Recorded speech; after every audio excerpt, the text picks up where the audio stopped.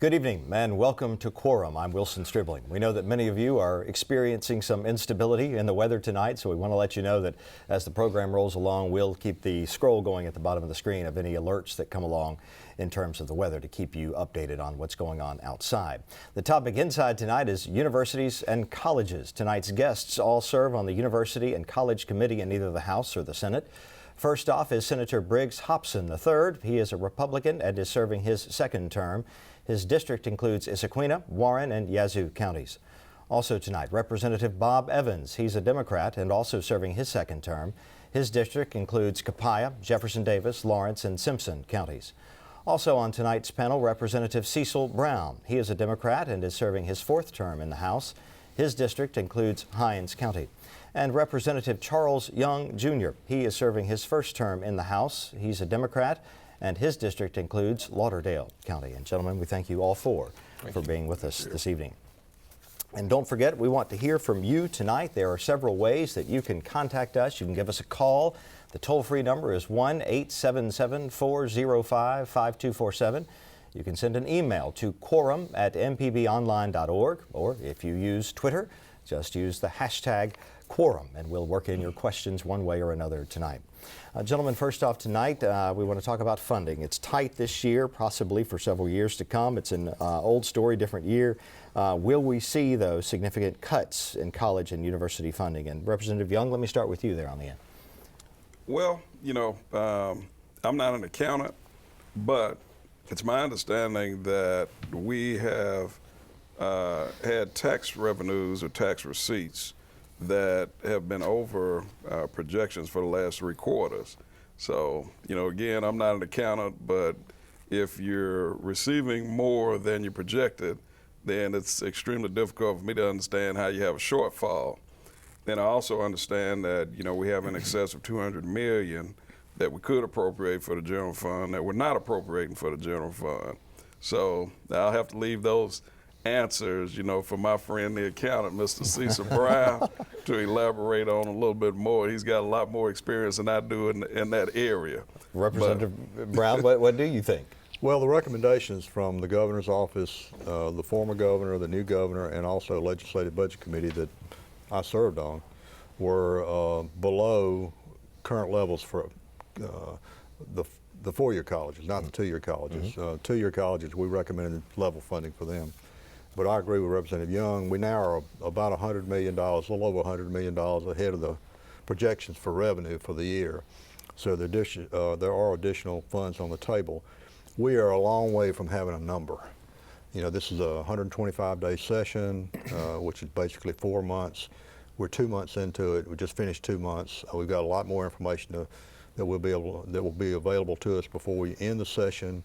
The appropriations process has not even started yet, so I don't know. I'm very hopeful that we will be able to at least fund IHL and community college level funding where they are right now. We just have to wait and see. Representative Evans, do you anticipate any cuts to funding to universities and colleges? Well, I think the best they can look for is level funding if they can come up with that. And of course, in my opinion, level funding is in fact a cut. If you're getting the same funding this year as you got last year, we all know that expenses for essentials rise from year to year, such as gasoline and stuff like that. So if you are at level funding, that's a cut. I certainly think there will be more cuts. I'm not happy with level funding. I don't think it'll end up at level funding, but if it does, there'll be a lot of crowing that indeed they did stay at level funding, so that's a good thing. Senator Hobson, we often talk about on the K through 12 level, the MAEP, Mississippi Adequate Education Program, which is sort of a benchmark that we should, some argue we should have at least that much for adequate funding. Do we have a similar model for colleges and universities, and are we meeting it? Well, as far as the model, it's the same. When we look at the way that you fund them, now as far as the amount of money that's being cut or the percentages of cuts, then certainly that's a difference. Each agency and each different function of government may have different cuts. MAEP is such a large number that when you have a cut in MAEP, even though it may be a smaller percentage, it's a much greater number because of course, that's over $2 billion of a roughly $5 billion budget. So 40% or better is K through 12 education funding. So unfortunately, the cuts in education may be larger in number, although the percentage is not any higher, maybe even lower than some of the other areas of government that we may have had to cut. And let me add this too. You know, one of the things that I think is important to realize that a lot of people don't realize is that I'm going back to 4 years ago when I first got into office. We funded MAP fully, at least at the legislative level, for 2 years, and then of course the recession hit and cuts took place, and the governor had to institute cuts first, and then from that point forward there have been cuts in in K through 12 funding. But you know, our revenues have been down, and this year, like Representative Young and Representative Brown said, the good thing is revenues are up a little bit, but I'm not sure they're to the point where we need them to be to get the kind of funding we'd like to get to all levels of education.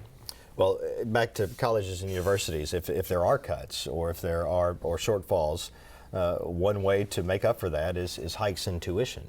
Is that a possibility? Do you see that coming down the pike, and what do you do to avoid that? You don't. I mean, they've got to make up the revenue some way. Expenses don't go down, enrollment is going up. At our 4-year colleges, our 2-year colleges, enrollment is exploding. That's a good thing. More people are going for higher education. But if we level fund them at the same amount of money from the state as we did last year, and there are more students, they have to hire more professors, more teachers, they have to have more supplies, computers, whatever they got to have. Obviously, expenses are going up, as Representative Evans said, and you don't have enough money to do that. The only place to get it is from tuition, and tuition's gone through the roof. Not just in Mississippi, across the United States, tuition is just pricing a lot of people out of the market. The 2-year colleges are doing pretty well with that. It's still a bargain to go to a 2-year college in Mississippi. It's still a great bargain for people, but it's getting more expensive, and it's pricing people out, and it's certainly pricing people out at the university level, particularly when in addition to tuition increases, we're cutting scholarship funding, and that's just not a good thing. Representative Evans, is there something the legislature can do to keep tuition levels at the level where they are now? Well, sure, there's a lot we could do. One of the things is we could take some of the money that we do have available now and say we want to use this to add to our universities and colleges funding for the coming year. We could do that.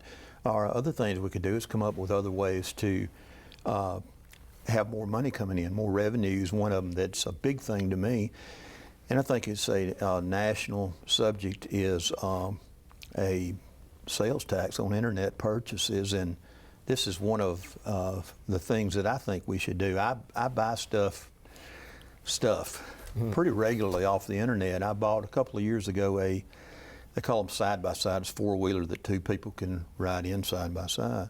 I bought it off the internet. I did not pay any Mississippi sales tax. It cost Mississippi approximately $700 or $800 on that one purchase that I did. I don't apologize for doing that, but I think that we should have we have ways to make new revenues, and that's one that we should do, because the way I look at it, we are, by not doing that, we are penalizing our local businesses that sell side-by-sides and 4-wheelers. They're automatically at a 7% disadvantage to start with over buying the exact same product on the internet. So they're already 7% high because they have to pay the sales tax or charge the sales tax, whereas the internet companies don't, unless they happen to have a store in Mississippi. And so if you were to go on to Amazon.com, say, and buy a book, even right now, you don't pay sales tax on that because it's in cyberspace rather than here in Mississippi. And that's exactly right. Is there a formal bill? Has one been introduced that would do that? I know there's been a lot of talk about it. I think I may have introduced one, but I certainly didn't expect it to go anywhere. I think there's a federal effort also. I don't know where that's going to end up, although I can speculate where it'll end up, at least until the next presidential election. But that's certainly not a serious subject in the legislature, the way the legislature is comprised now. That's not an option. It's comprised now. You're talking about politically? I'm talking about politically, where people say, I refuse to raise taxes. I don't mind charging you. I don't mind charging you more to send your kid to Ole Miss or State or wherever, but I'm not going to raise taxes to to have more revenues where I don't have to raise your college tuition. So, Senator Hobson, is there some resistance, especially among Republicans, to something like this internet sales tax? Well, frankly, it's not been discussed at all. I mean, for two reasons. I think one is we really haven't gotten to the finance, as far as I'm concerned, as far as I know, the finance committee meeting in the Senate has not even met yet. And I'm not a member of that committee, but I don't believe they've had any substantive meetings to discuss taxes and revenues. I'm on appropriations, which is the other money committee in the Senate, and we're looking at ways to allocate money, and part of our task, or none of our task, is to figure out ways to finance things. You know, if you're referencing the Republican concern, I know Governor Barber has spoken out, and I don't want to put words in his mouth, but I know he's spoken out and said that we need to look at the internet tax. And that's something that I'm willing to look at. I think a lot of people are willing to look at, but I don't know that there's been a vehicle or a bill that's been introduced in the Senate to look at. Maybe there has, but there are a couple thousand other bills sitting out there too, and just hard to get to all of them right now. Listen, let me add to that. There was a push last year, beginning last year, to close some tax loopholes, corporation tax loopholes in the state tax law, and there are lots of them. I won't go into the details. I'm a CPA, I understand that, and there are lots of loopholes. They did this in Alabama, and I think they increased their tax collection by $600 million. We have the same loopholes here. Essentially, you're talking about ways that you can, legal ways you can find to pay less taxes than you might owe otherwise. And legal is one way to put it, but there's some ways. What they've done is they've gone out and hired fancy tax lawyers to structure deals that go around the tax law. So you've got corporations, I can't remember the exact numbers, but a substantial number of major corporations that do business in Mississippi don't pay Mississippi corporate income tax. And that's just not right. Small corporations, mom and pop corporations, pay the income tax. Right next door, they'll have a major big box corporation that pays no income tax in the state of Mississippi, and it's all because they've been able to go around the tax law in Mississippi. To close those loopholes would not be a tax increase, it'd be a tax equity issue to make sure that those corporations that are doing business in the state of Mississippi but have been smart enough or rich enough to hire tax lawyers to go out there and go around the tax law, that they pay their fair share of taxes. And I think we need to do that. The Tax Commission supports that. We've had a lot of people support that. I've introduced the Tax Commission's bills this year. Don't know how far we'll get, but to me, that's not a tax increase. It's a matter of tax equity, and I hope we'll be able to do that. Representative Young, do you think professors and teachers at our universities and community colleges are paid enough? Or are they paid too much? Just right? I think Mississippi on the wage scale is about as low as we can get in most instances. So in some areas, I think in those areas are upper level admin. I think we meet or exceed the curve, but in most of the areas of educators, I think we're below the curve. Because we often talk about teacher pay when it relates to K through 12. We don't as often talk about on the college level and the disparities maybe between longtime tenured professors and folks who are just entering the field. There have been a lot of emails that have been forwarded to me of recent that have expressed concerns with upper level management, you know, Department of Education, upper level management, IHL, and the amounts of money that go into those upper level management areas versus the amounts of money that we do pay a teacher or a professor. I'd like to make one comment on the internet tax sales. There are companies that are out there now that are collecting Mississippi sales tax. Now, whether or not Mississippi is receiving those tax collections or not is a different story. Valentine's Day just passed, and I use Pro Flowers. I use Amazon.com also. With Pro Flowers, when I send my sisters roses or chocolates, they collect the Mississippi sales tax. So that's one of the questions that I'm going to pose, and actually I already have posed it. If they are charging, you know, where is that money going? So there would need to be some policing that would be involved in something That's like this absolutely as well. correct. Policing in a virtual world. On top Well, of that. actually, I talked to the director of the Department of Revenue today, Ed Morgan, and we were talking about this very issue where they need more auditors to go out and make sure that the taxes that are being collected out there on sales taxes and other taxes are actually being paid. He tells us, and has been telling us for a number of years now, that the return on those revenue officers is about somewhere between 7 and 8 to 1. So if you hire somebody and you pay all-in benefits and everything else $75,000, you'll collect $500,000 for every one of those auditors. And that's what Charles is talking about, where you've got people out there avoiding the tax law, and it's not a tax increase, they're just not paying what they already collected.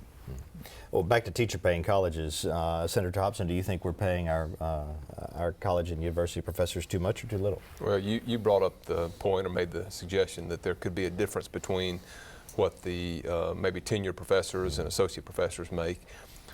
We typically in the legislature don't get into the details of how much professors are making at our universities and community colleges. That's not, I don't think that's part of our mission at the legislature. We turn that over to IHL and to the community college system, and they in turn deal with those kind of issues. I don't think we're really equipped to determine what is a fair salary. Now, I think everyone knows that our salaries are probably lower than most states, but it's the same, unfortunately, with many other things that we have in Mississippi. We've got lower wages by workers just about in every different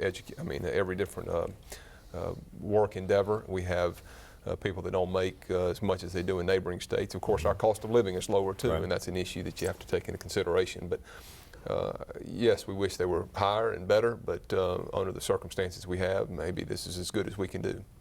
Well, still on the subject of salaries at the college level, there have been some grumblings in the past and more recently about the higher amount of pay that some athletic coaches receive at colleges and universities. Anybody want to comment on whether Mississippi pays its coaches too much or perhaps too little? I'll take a shot at that. Go for it. I dibble and dabble, with sports at the majority of the colleges and universities and high schools here in the state. All of those programs generate an enormous amount of revenue. And if we're going to be competitive, then we're going to have to compensate the coaches and their staffs in order to have competitive programs. Worth, again, is always questionable, but if television revenues bring in millions of dollars for athletic programs, the SEC is featured every week and all of the games are covered during football season. Why? Because the SEC is hands down simply the best conference in the nation. And as a result of that being the best, the bar is set a lot higher. And if you are an SEC coach, then that means that you are one of the best coaches, and equivocally, that means that you should be compensated accordingly. Do we want to take a chance on losing those revenues? Everyone likes sports. There's no questions about it. We're going to sit in front of the TV and we're going to watch. Television is going to sell commercials. They're going to make money. And in turn, should some of those monies go back to those universities? I think so. Yeah. Part of that issue also is we all know that the coaches in Mississippi, particularly at the three biggest universities in Mississippi, make a minimum of $1 million a year, and a couple of them making more than that, or were anyway. One of them's gone now. But if you look at it, the way that their salaries are paid, you only have a minimal amount. When I say a minimal amount, when you're talking about $2.5 million per year salary, the state funds comprised about $200,000 of that. The rest of it came from private, came from the M clubs at Ole Miss and State, whatever the equivalent is at Southern. Private funds, essentially. So you look at it from that perspective, it's not nearly out of kilter as you would think. On the other hand, if you just take that $200,000 stipend and compare it with what your tenured professors are getting, it's still substantially more. So that sword cuts both ways. But in general, I think the sports programs are basically pay for themselves. They go a long ways toward producing what our kids that we send to the universities and colleges, part of their college or university experience, and I'm very much in favor of that. Three of my sons, third of my son is fixing to graduate from Mississippi State. I've already had two graduate from Ole Miss. Got one in law school and got one still subject to graduating from Ole Miss, so I have contributed a lot of money to the well-being of those two particular universities. You usually can funnel it all into one or the other. You're a house divided. Well, exactly. But it's from a personal perspective. But it gets back to what we're talking about tonight, and the tuition. I've been there. I've done that. I know how it's affecting people. I was lucky enough to have a profession that I'm in, that I was able to take care of those myself without my sons having to avail themselves of loans or grants or anything like that, other than grants from Daddy. Mm-hmm. But nevertheless, I know I'm certainly in a pretty good minority there, being able to do that. So when you talk about raising tuition, regardless of how much your football coach is paying, your students are going to have to come up with that money somewhere. And when students get out of college or university with a student loan debt load of $50,000 or $60,000 or $70,000, that's tough. It's tough for them to start out with that kind of debt load on their back. We do want to hear from you on this or whatever subject we talk about tonight. You can call us at 1-877-405-5247. You can send us an email, quorum@mpbonline.org, or you can go to Twitter and reach us by using the hashtag Quorum. And we do have a phone caller with us now. This is Renee, who's calling from Pascagoula. Renee, go ahead, please. Yes, sir. Thank you for the privilege. First of all, I want to thank you for your program. I want to thank you for the wonderful job that you do in mediating these great issues that are of tremendous importance to the future of Mississippi. Gentlemen, God bless each one of you for your role in moving this state forward. I want to let you know that my prayers are with the educational system in Mississippi, because I feel humbly that we have so much to do. We never really approach the problems from the bottom up. And to the question whether the people in the higher education, professors, get paid enough, but of course not. They never have. Now we are getting ready to start a new session, and all these new members are going to tackle issues that were never started to start with. So we have a difficult road ahead, and I feel that this status quo, if you allow me, of trying to balance the budget, trying to confuse that with being a conservative, without disrespecting anybody, is really sad for this state. Because I believe we have a great potential in so many areas, and we have creativity. We have so many things that we can try and invent or a different approach, but instead everybody wants to drive, everybody wants to make a name for themselves. At least I feel that about the politics side of it. I'm glad that the issue with the basic education is being discussed. I don't agree with a lot of points, but I assist the local leaders and support them in whatever they can come up with. Yes, and prayers are with you. We thank you for your comments. Do you have a question for any of the gentlemen on the panel tonight? No, sir. My prayers go for Mississippi and the future of this state that I call home. Thank you, and God bless. Best to you all in the coming sessions. All right. Please do not sell us down the drain. We have great potential. We believe in this state and the status quo. We need a different paradigm to approach all these subjects and come up with new areas. You brought it up right there. More revenue can be more auditors and things of that sort. Just change the way we are doing business. We've been doing business for a long time. All right. Thank you, Renee and Pascagoula. We thank you for your comments tonight. Now, Richmond and Jackson on the phone with us now. Richmond, go ahead, please. Yes, how do you do, gentlemen? My question is, what research are you all using to support the governor on sending dropout students to junior colleges to learn trades? I believe he's referring to the governor's proposal to help the dropout rate is the ultimate goal. That's not a new proposal, and it's been around, and we've actually passed legislation before to have dual enrollment, to increase vocational education. The research is, for example, I've been serving the last several years on the Mississippi Achievement Council, Higher Education Achievement Council, and we've had experts come in and talk about the level of education that is needed to fill the jobs that are going to be available in the future. And many of those jobs are vocational jobs, but they do require higher skill levels than vocational jobs did 30, 40 years ago. So we're aimed at higher level vocational skills, a lot of math, a lot of science, that is pretty tough stuff. It's basically designed for kids that don't want to go into be a lawyer or be a doctor necessarily, or an accountant, but want to do work in the trades, but they've got to have higher level skills. And it's pretty tough education, so it's not dumbing down education. That's what we're aimed at. Wilson, you know, sometimes they say you take your eye off the ball. In education, we just took our eye off the ball there. I'm not old enough to remember, but Cecil, my counterpart, is.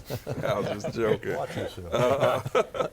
But we focused a lot of time and energies on vocational programs that were specifically focused toward industry of that day. Nowadays, we don't do that. We have a lot of opportunities in dealing with the automobile, industry, a lot of opportunities in dealing with computer industries, and we have a lot of other opportunities where education is no longer specifically geared to promote people that might not be doctors, might not be lawyers, but they have other skill sets. We just dropped the ball. And we're still teaching, body repair and so forth, but we're missing the bulk of the high-paying, highly technical or skilled areas that we need here in the state. Well, can this idea of this dual enrollment, or whatever you want to call it, can that help the dropout rate and help this larger problem that we have of folks not being trained specifically on how to make a livable wage and find a job that helps them do that? I think so. I mean, if you look at our dropout rate, it's abysmally high. I mean, it really is a shame. Of course, I know the statistics that they consider when they determine dropouts are a little bit different than what we looked at many years ago. But the fact of the matter is, we've got too many of our children that are not equipped or just don't have the desire to go to college. There are many, and we want to encourage those students that are equipped or have that desire to continue their education, because again, statistics will show you that the more educated you are, the more chance you have to make higher wages. But there are a lot of those students that don't desire it. I tell people all the time, I remember when I was in high school, I went to Warren Central High School in Vicksburg and finished in 1983, and so many of my classmates, they were developing skills when we were in school. Back in the old days, it was shop. You developed these skills, and you finished high school, and you went to work for a company. And a lot of my friends now are getting close to retirement age, which makes me very envious. I wish I were close to retirement age. But they learned a skill, they've perfected that skill and been very successful in the workforce and have made very good money. You can make good money in a lot of these trades. We have needs for plumbers and electricians and pipe fitters and welders and brick masons and all these things, good carpenters. We have great need for that, and you can make a good living. So in responding to the question, I think statistics show us that we've got a need for it, there's good money in it, and that we can be successful in Mississippi as a whole if we start getting those students that are otherwise going to turn into dropouts and be on the streets trained and properly equipped for the workforce. And our rate of return is so high with the junior colleges and community colleges, just like Representative Brown stated earlier. It's working. Let me relate this to the four-year colleges. Typically when we talk about dropouts, we're talking about K through 12, and it's roughly 40%, 16,000 kids a year drop out. But in our four-year colleges, fewer than 50% of the people that enter a four-year college graduate within 6 years. We have a couple. Wait, say that again? Fewer than 50% of the people who enroll in a four-year college graduate within 6 years. So that's the national standards of 6 years. I didn't know that. In a couple of universities in Mississippi, fewer than 40% graduate within 6 years, 40%. So we're investing this huge amount of money into these universities, and we have this huge dropout rate of kids that don't graduate. Now, I don't begrudge them any education they get. 1 year of college is better than no years of college. But they're not getting certificates, they're not getting a degree, they're not getting anything except maybe some education during that period of time. That's a problem. And Mississippi is, we're not leaders in much, but we're leaders in that. We do have the Education Achievement Council, which is working on that. We're making great strides in increasing the number of kids that finish our 2-year colleges and our 4-year colleges, but it takes time. And that's a major investment, a major emphasis. I'm real proud of what we're doing there. I think we've got some great things going on in the 4-year colleges. Lots of people have come together to make this work, but it's going to take time. And it takes money. We just can't do it without money. All right, let's go to Taylorsville now, where Ewell is on the phone waiting to ask a question. Go ahead with yours, please. Hello, how you doing? Hello? Yes, you're on. Go ahead with your question, please. Yeah. Look, I'm from Taylorsville. My daughter's down there in southern Mississippi, and she's a nice young girl, smooth, everything. But what I want to know is, oh, wow, I got feedback. If you turn the volume down or turn off your TV there, you might be able to hear us better. Yeah. Okay, then. All right, go ahead. All right, then. I got you now. Okay, now I'm thinking about the kids out here in school, and they need help all around the state of Mississippi. All around the state of Mississippi, the kids need help.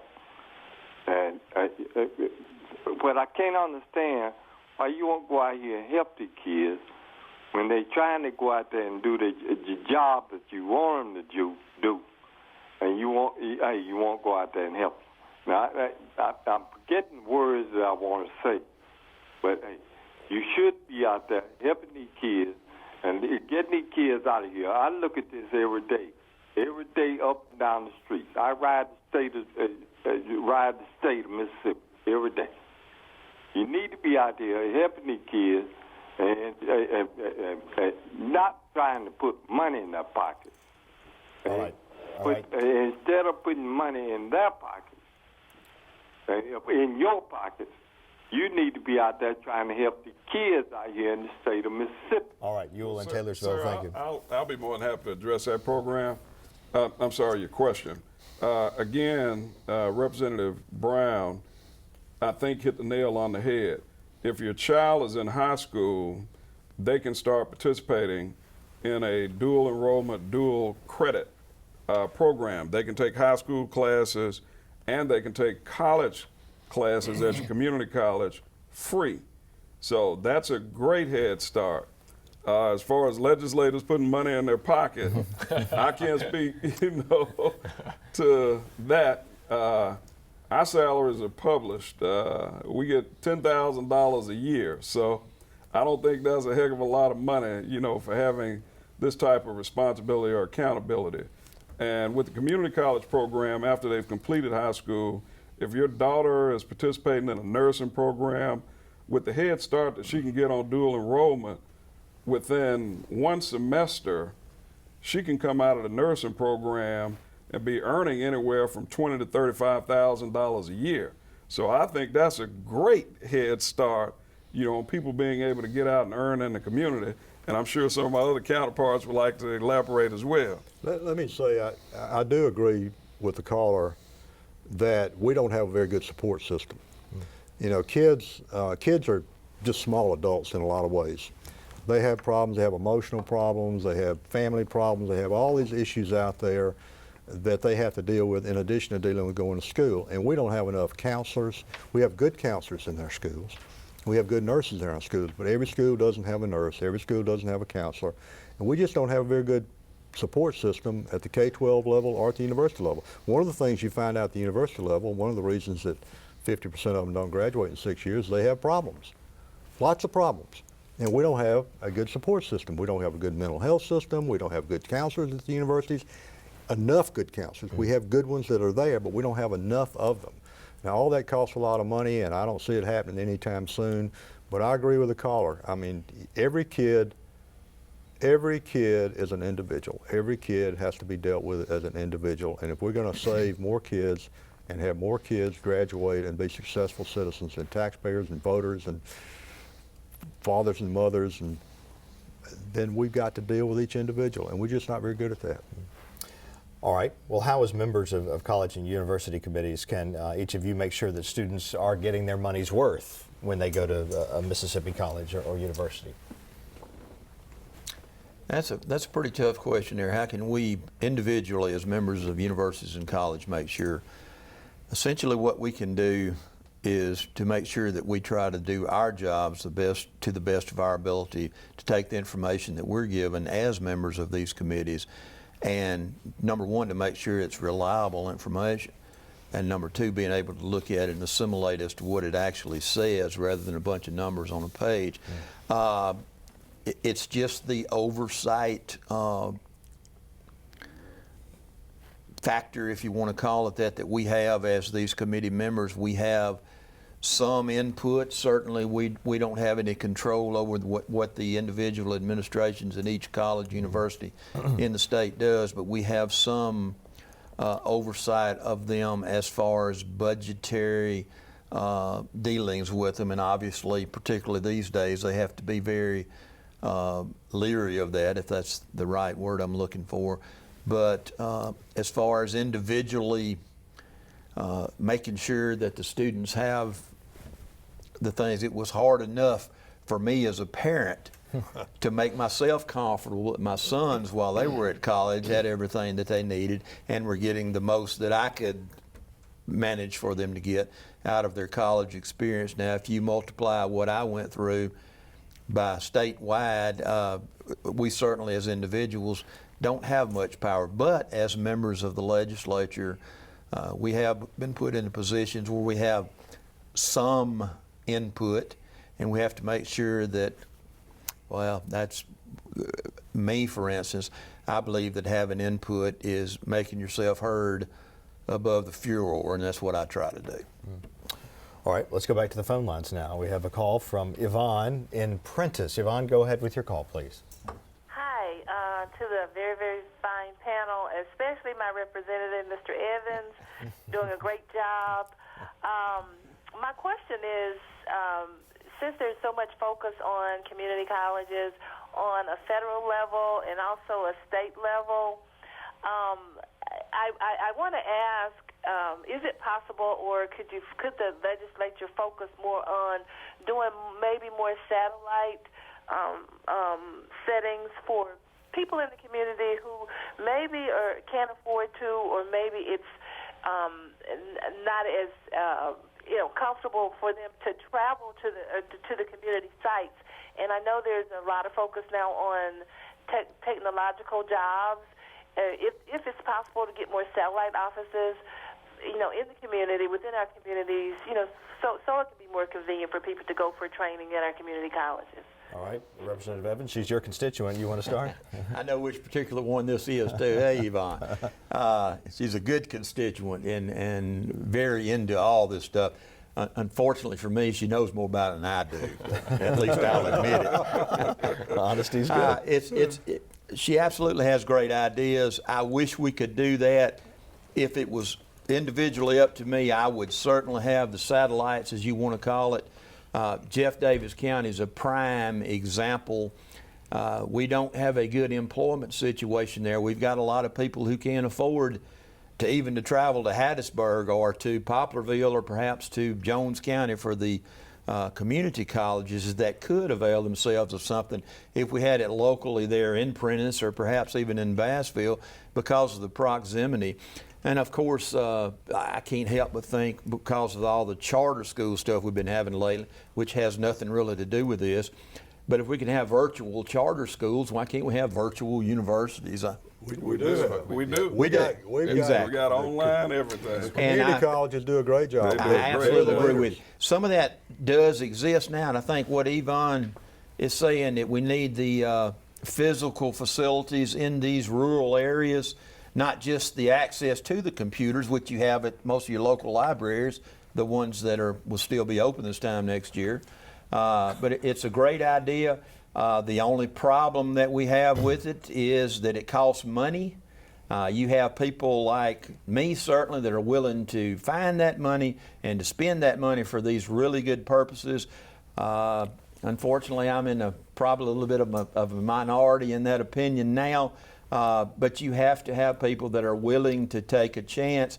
And some people say, well, where is the state going to benefit from you going to college? Well, if you have to ask that question, maybe you would have benefited from going to college. But nevertheless, that's the way I look at it. And I really appreciate Yvonne's question. Bond's question. Well, Bob, you know, the world is moving toward virtual settings. Business in particular is moving a lot faster than education, and we need to reverse that trend. But there are not very many businesses that you can go to now that don't have video conferencing capabilities. They don't have a lot of salespeople that are out there on the road. You jump on your computer, you're able to share apps, you're able to share information, you're able to share product presentations. We haven't quite gotten to Star Trek yet where we can actually move a product or an item, you know, through the internet. That's correct. But again, I think the junior colleges and community colleges do an extremely good job of working with distance learning situations. And again, it reduces our cost tremendously. One of the big ticket line items that we have in appropriations this year is maintenance, upkeep, and renovations. We have a lot of infrastructure across this state, and one of their biggest line items now is how we're going to maintain some of these aging properties. And that's an extremely big concern that we're going to have to deal with. Wilson, I don't want to end this program before we talk about the great leadership we have at both the community college level and the IHL level. We have Commissioner of Higher Education, Hank Bounds, and the Executive Director of the Community College Board, Eric Clark, and their boards. And all the local presidents have done a terrific job with very limited resources. If you go back, we have cut somewhere in the neighborhood of $500 million out of education over the last 4 years. And you hear occasional peeps and squawks, but they haven't cried and moaned and gone to the public and beat their chest. They have just done their jobs. And they're doing it with a lot less money, and we're getting more graduates, higher quality education with a lot less money, because these folks are doing a great job every day working for the people of the state of Mississippi and trying to improve the lives of all their students. I think it's been wonderful. They're all terrific people when you get to know them, and the one consistent thing you hear when you talk to these people is they talk about students. They're not talking about adults. They're talking about the kids. They're talking about the kids succeeding, and it's just a consistent theme that they're very concerned about the status of education and making sure that the kids that are under their care have an opportunity to succeed. And I'm very proud of them, proud to call them my friends. Let's go back to the online classes. We have a caller on the line now from Hazelhurst. This is Kenneth in Hazelhurst, who has a question about this concept. Kenneth, go ahead with your question, please.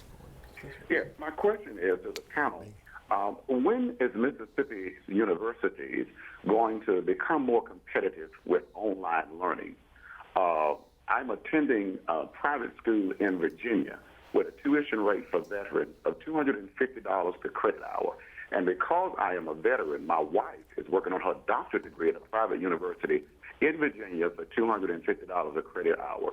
I would love to have been able to spend that Montgomery GI Bill at Ole Miss, Mississippi State, or one of our other Mississippi universities. But I couldn't do it because you didn't have enough online offerings. They were not competitive, and the tuition rates are not competitive. Is anybody looking into, I know we keep mentioning our community colleges are excellent with online learning, but when are our universities, Mississippi's public universities and colleges, four-year colleges, going to catch up with more offerings and to be more competitive and tap into that federal funding where I don't pay anything for my schooling. I serve my country. My country pays for my education. As a Mississippian, there should be other Mississippians who would love to be able to do the same thing, and maybe even other veterans that we can sell our schools and universities to that would like to take online courses, and that federal money will come to Mississippi. Is anyone looking at that? All right. Thank you for your question, Kenneth and Hazelhurst. Senator Hobson, are we missing the boat in terms of online offerings in Mississippi? Kenneth, that's a great question, and I'll tell you, I happen to chair the Appropriations Subcommittee on Universities and Colleges, and we had hearings last week, and I met with, and I'm going to quickly digress to Representative Brown's comments about our IHL and community college boards and their executive directors are just as fine a group of people as you'll meet. And we have the privilege of working with a lot of different groups around the state of Mississippi, and these two boards are fantastic, and they have great people that genuinely care about our students. One of the things that came up in our appropriations subcommittee meetings are the advances in virtual classes and online classrooms for both community colleges and universities. And we're seeing the expansion, and we're also seeing, which is a good thing, we're seeing a reduction in costs. Now, there's still plenty of costs in universities and colleges, but I can tell you they are focused on offering more classes and giving students around the state more opportunities to learn through virtual classes and online training. So I'm hoping that in the relatively near future, you're going to have more options and opportunities. I'm sorry that you don't right now, but I can tell you they're definitely looking that way. And I think it's going to be a cost savings, or at least it'll help us keep, the limited revenues that we've got. It'll help us keep those channeled in the ways where we can best implement the educational opportunities for our students and our citizens of the state. Let's talk about adult students. We've got a lot of adults out there in Mississippi who are working full-time jobs while they're going to school and supporting a family in many cases.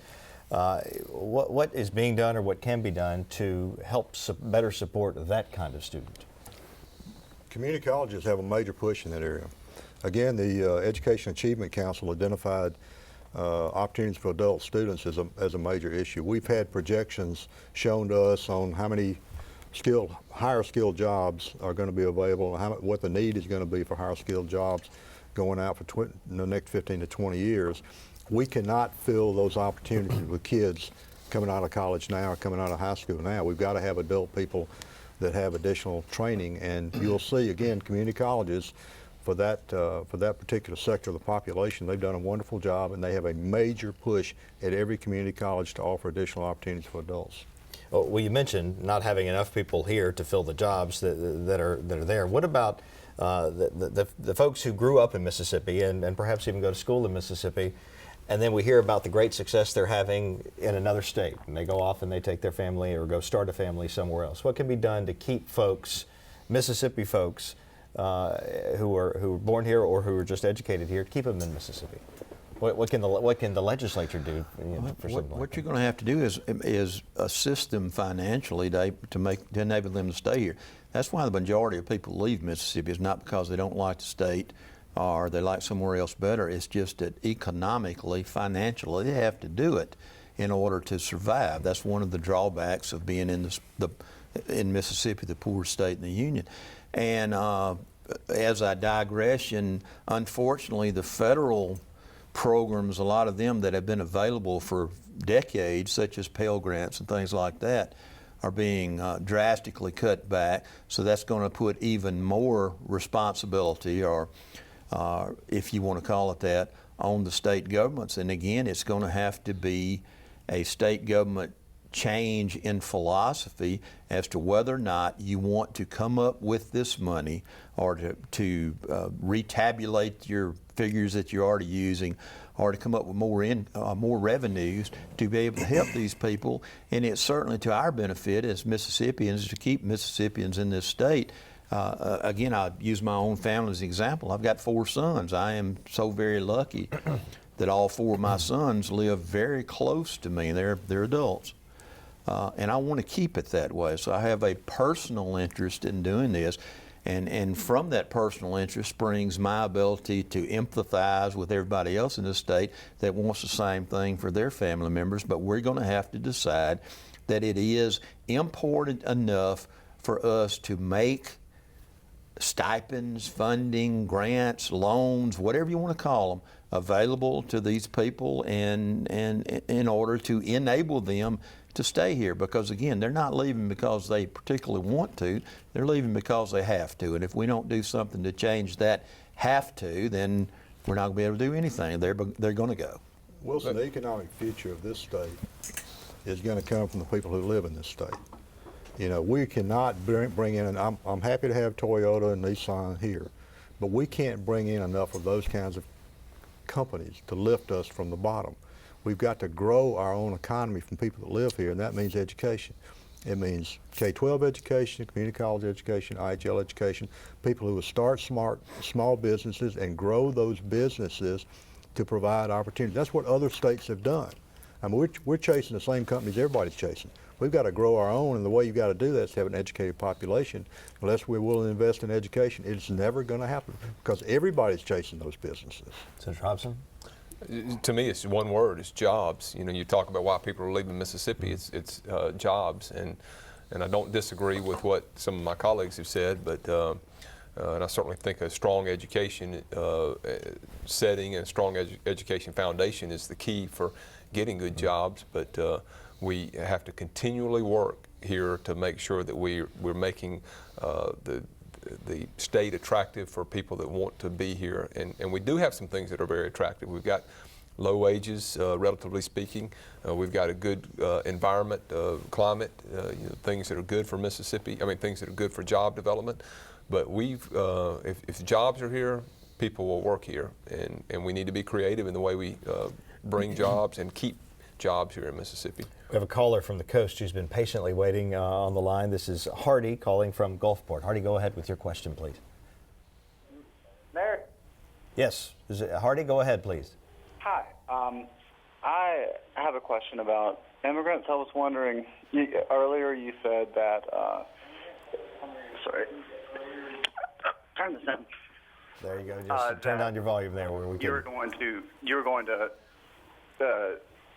treating people as individuals is an important thing, and I was wondering if you were going to treat illegal immigrants as individuals and provide for them higher education, or treat them as members of an illegal group.